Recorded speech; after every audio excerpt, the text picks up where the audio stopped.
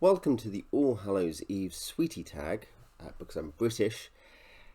This was originally, or is really, the Halloween candy tag created by Megan's Reading Revelations. I'll link her channel in the description. Lots of fantasy, YA, things like that.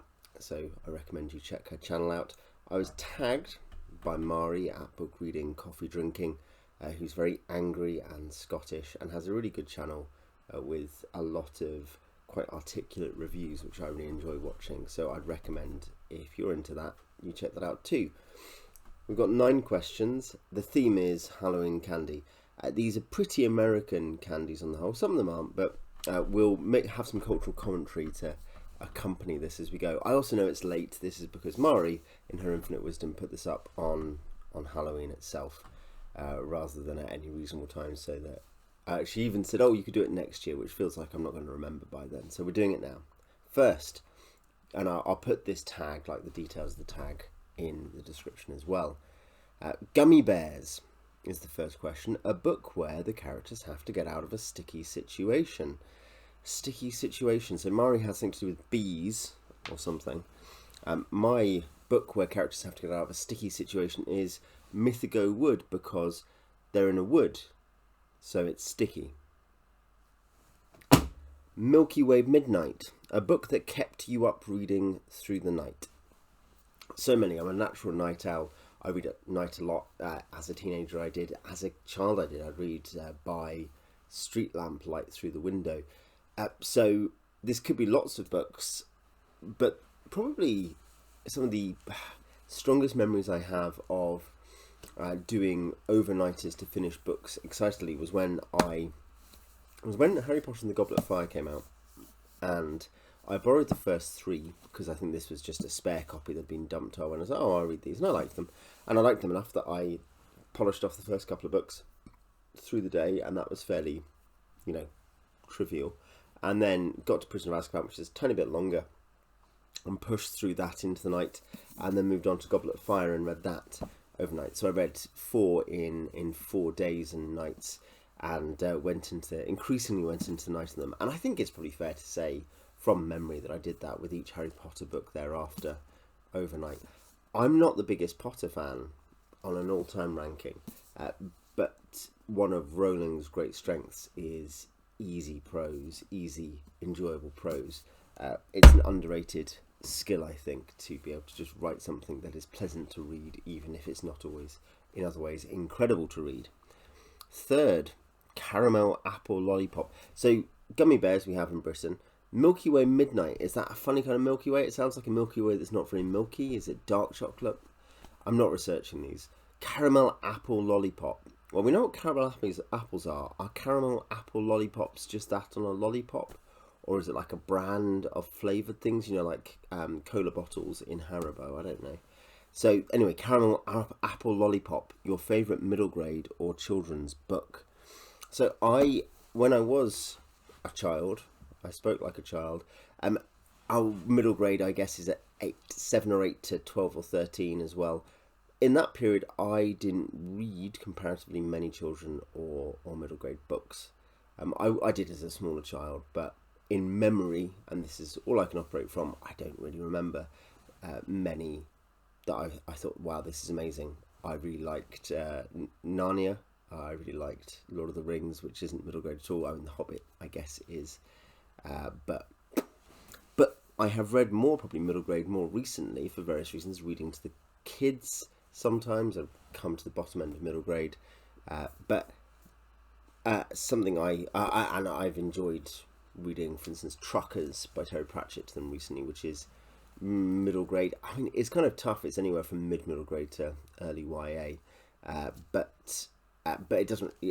I wouldn't say it's inappropriate for reading to young children. I just mean in terms of the complexity of the writing. Now, I have read a middle grade series or middle grade early YA series that starts out defiantly middle grade, and that is The Dark is Rising sequence, which starts with Over Sea Under Stone. These lovely covers for those of you who haven't seen them already, the current Puffin editions. And what I liked about this was this particular one, which is the first in the cycle or sequence, is just how good, not an inversion of the Famous Five and other school mysteries it is, but how much of a takeover of that subgenre it is. I really enjoyed it, and the rest of the sequence is really good too, and explores different subgenres within it. And I would say it definitely ends up early YA, but it starts definitely middle grade. So, Reese's Pieces, we do have those now in England. They are definitely a kind of signal, along with Oreos, of second wave American candy invasion. A book that is short but packs a punch.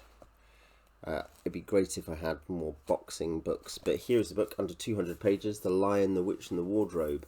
I guess this is my actual favourite middle grade series, if we want to call it that. This is, which library did I get this from? Not like by stealing it second hand. Harlington Upper School Library. It was used there 1987 to 1991 and then moved on. Why did they move it on? I always wondered these things about second hand books. So yeah, The Lion, the Witch and the Wardrobe is just a very good book. It's where you should start if you're reading Narnia. We're listening to it in the car at the moment with our kids, and that really means most of the time practically our older son in terms of paying attention. He, when we put it on, is often a bit anxious or scared about what things are going to happen next, and then is massively into it. And we've just got to the point where, spoilers for this book from the early 1950s, where we've got to the point where the snow is melting, Father Christmas has shown up, really quite significant thematic point which people misunderstand, and the White Witch is having to tramp about in the spring thaw, and he's really excited because he's like, well, the White Witch's magic is broken, so she can't do anything. Oh, well, maybe she turned those few people to stone, but she can't do anything. And there's actually something really both exciting about hearing him react like that, which is such a reaction I ever had, but also knowing that the White Witch has something mighty and difficult up her sleeve. But yeah, they're great books. All the Narnia books. I think Lion, Witch, Wardrobe and Silver Chair are my favourites. 5. Milk Duds, a book that disappointed you. I think we have Milk Duds in Haribo. Are they the little milk bottles? But yes, here is one. Is this actually a bind up, an omnibus? I would say that I really liked a lot of the Dying Earth short novels, or lots of parts of them. I found the Kugel books, so Eyes of the Overworld, Kugel Saga, disappointing compared to, well, I found Eyes of the Overworld disappointing compared to The Dying Earth, the first book, which I really enjoyed. And Eyes of the Overworld, one, it's very different, and disappointment is so often due to false expectation that we assume something will happen and nothing happens. But I think, in fact, that's more or less precisely what disappointment is. But in this case, I think it's a justified disappointment because things that were promising and strong in The Dying Earth often became secondary in the Kugel books. And I think there's some really quite obnoxious things in the Kugel books, which I think were presented as straightly humorous rather than complex or interesting, which I was just uncomfortable with. I got a comment, by the way, on Conan at one point saying that describing me in terms that I'm never described in by anyone who's ever met me, because of my discussion of race there. So I know there's probably going to be someone who says, man, Kugel's great, he's heroic. No, Kugel is a bad person, and I don't just mean a bad person in a comical way. I mean, as in there's things that I think we're expected to laugh at with Kugel which are just not funny or acceptable. And if you knew Kugel, you wouldn't think, that's humorously villainous. You would think, my word. So, next. Snickers. Yes, we have those. A book you devoured. Yes, you do devour Snickers. We called them marathon bars here once upon a time. Maybe within my lifetime, I don't know. But yeah, marathon bars. This kind of feels like the overnight thing, you know. If you devour a book, very often you're doing it into the night, aren't you? You're reading it into the night. But probably the Stormlight books, where when I got into Brandon Sanderson, I'm not sure if I flew straight from Elantris over to Way of Kings or what, but pretty much Way of Kings, Word of Radiance and Oathbringer I read pretty back to back quite quickly. Again, not in a day, I wouldn't have said, but probably in a couple of days each at one point. And then I flew on to the first Mistborn cycle, the first era of Mistborn, and that took longer because I enjoyed it less. But yet, so the Stormlight Archive so far I have massively enjoyed, including Rhythm of War. I have critiques of each of those books. None of them I think are perfect, but they're all very good. And Sanderson, I think he has a style. Every author has a style. But I think by adopting a sort of an open and accessible layman's style, which I think is what he does, something where, much like I said about Rowling's prose, I think there's something which makes it very easy to just rush through and to really kind of pound through, because it's so compelling. There's constantly twists and things you want to know more about, and it's not straining you whilst it does that. And that is an important quality, I think, in if you want your fiction to be easy to read. At least it has to not strain you along the way. Peppermint Patties, no, I don't think we have these. I've heard of them because, as well as the candy, we also have the American TV invasion. But Peppermint Patties, a book that is refreshing, peppermint chewing gum and the like. Well, this is The Murder of Roger Ackroyd by Agatha Christie. I'd say a good palate cleanser, which is what I'm kind of seeing this as. I mean, refreshing could just mean cheers me up, I don't know. But something that is a good palate cleanser, sets me off to a new thing, is reading not all murder mysteries, particularly Agatha Christie. In fact, you can see here, this is a shelf of Agatha Christie, which actually continues up to the top shelf. I have a lot of Agatha Christie. I've read a lot of Agatha Christie. I think at her best, she's actually quite a significant and interesting novelist and short story writer. That's not all she is, though, to put it that way, to put it in an inverted way. She's not just sometimes an incredibly interesting and insightful novelist. She's also an incredibly good plotter, very funny, easy reading as well, and the light mental workout of a good crime mystery, in that people call them cosy because they are not actually upsetting. That's all I think people mean by saying they're cosy. They are comforting because the things in them are, I don't know if they're unserious. I think Agatha Christie takes crime and punishment very seriously, but they are distanced from the audience. They're not like, I mean, when you read Wallander, who I've got a few Henning Mankell novels somewhere around here. When you read those are not distanced from you. The awful things that happen in those books are rubbed into your face, and they are a very different experience. But yeah, refreshing, kind of light crime murder mystery books, particularly Agatha Christie. Dark Chocolate, no, never heard of it. A book with good romance. So there's a few honourable mentions here. I don't really read books for romance. I can enjoy romance in a book, but I think that, it's not a significant thing for me compared to other things I like in books. But a few special mentions or honourable mentions. Guards, which I reread this year, with great beginning to the romance of Lady Ramkin and Sam Vimes. A serious and adult look at an adult romance, particularly for people slightly later into their prime than some of us. Another one that I read possibly last year, I'm not sure, Shards of Honour, the very first Vorkosigan saga book. That and Barrayar come together in Cordelia's Honour, the first omnibus. And I wouldn't say it's all-time great or anything. I wouldn't pretend to know in terms of literary romance. But the romance between Cordelia Naismith and Errol Vorkosigan is, for all its Bujoldian tics, is a really quite interesting, sensitive exploration of how people who are different come to get to know each other and value each other.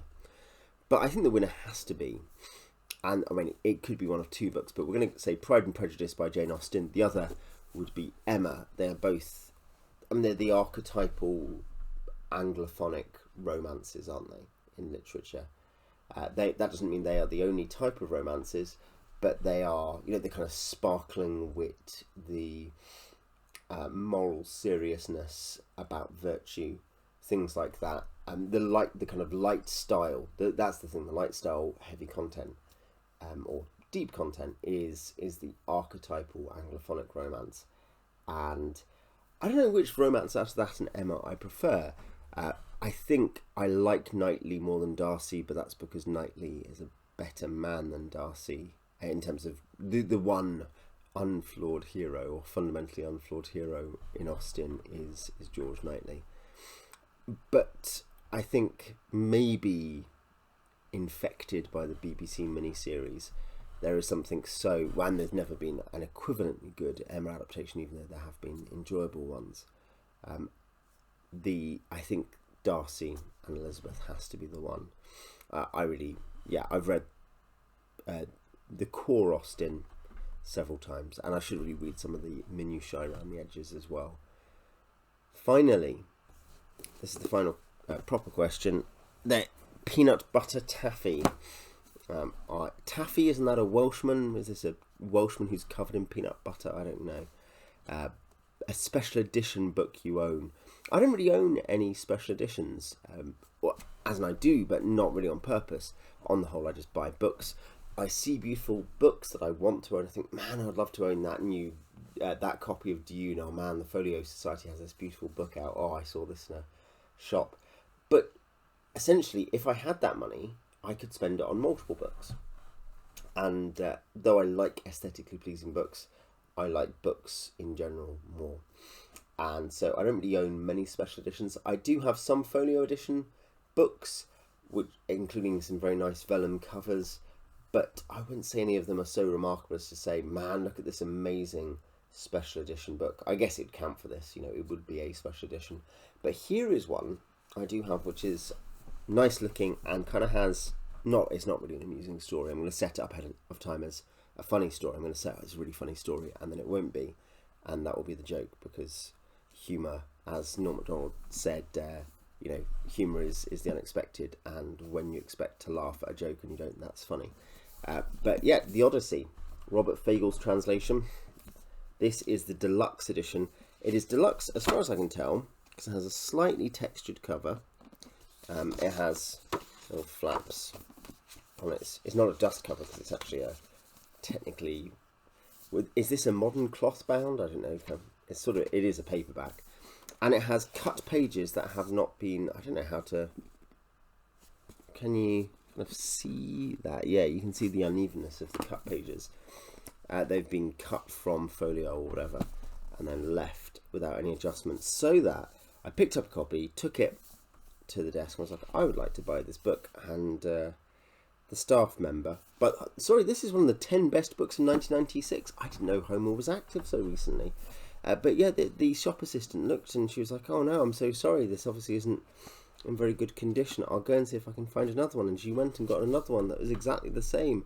And I was trying to explain, no, this is because they think that people really want kind of to imagine these pages have been cut by hand, and that it gives it authenticity. Such a humorous indictment of consumer culture rather than just cutting our own pages. Like, I've got someone to pre-cut these pages so it looks like I have books that have cuttable pages rather than like whatever, like large sheet cut and perfect bound paperbacks or whatever. But anyway, that is my special edition. I'm going to tag 3 people. This is obviously something you have to do, and you have to do it now, or else. But these people are tagged, the guys at An Erudite Adventure, who talk about a number of things. They are great. They are friendly and enjoyable presences on camera, and they read a variety of books, particularly into fantasy and I guess a tiny bit of sci-fi as well, but I think mostly a fantasy channel. Patrick Ryan, who sometimes films things on top of mountains, and again has a variety of interests into fantasy. And Abby at Naked History. Naked History is a provocative title, but Abby it might be a provocative person as well, I don't know, but she is a channel who focuses, I guess, on particularly the long 18th century, should call it, of classic literature, and sometimes social mores around that, and hence the name of her channel. And she also occasionally just talks about random other stuff, PhD research. Watching June, she has a June reaction video from someone who doesn't read or like sci-fi, so go and check that out. I will put all these channels in the description. I earnestly recommend all the channels I've mentioned. I watch them all, so if you like my taste at all, you might like their taste. Anyway, I mean, feel free also to do this tag yourself. Anyway, that is it for this time. What are your favourite All Hallows Eve sweeties? And what would be your responses to some of the prompts in this tag? Till next time.